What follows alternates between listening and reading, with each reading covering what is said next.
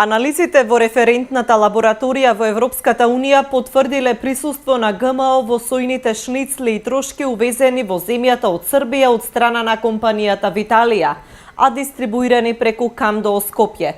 Количеството од 510 килограми сојни трошки и шницли ќе бидат уништени, а увозниците и операторите ќе добијат парични казни до 5000 евра.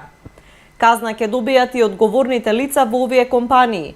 Оттаму додаваат дека увезената соја и по потекло од компанијата Соја Протеин од Бечеј, Република Србија, а мострите беа земени во рамки на мониторинг програмата за безбедност на храната, која ја реализира Агенцијата за храна и ветеринарство.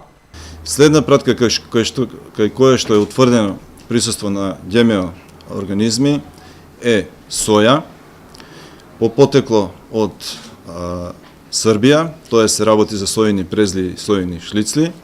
Количината е околу 510 килограми. Производот е бил пуштен во продажба, меѓутоа е повлечен и сега се наоѓа во магазините на производителот. Агенцијата за храна и ветеринарство подготвува план за контрола за присуство на ГМО кај годинишната нова реколта ориз што се произведува во Република Македонија, откако во последната контрола открија ГМО во кочански ориз. Согласно Законот за безбедност на храна, забранет е увоз, производство и промет во Република Македонија на храна и производи од храна која содржи ГМО или е составена од ГМО.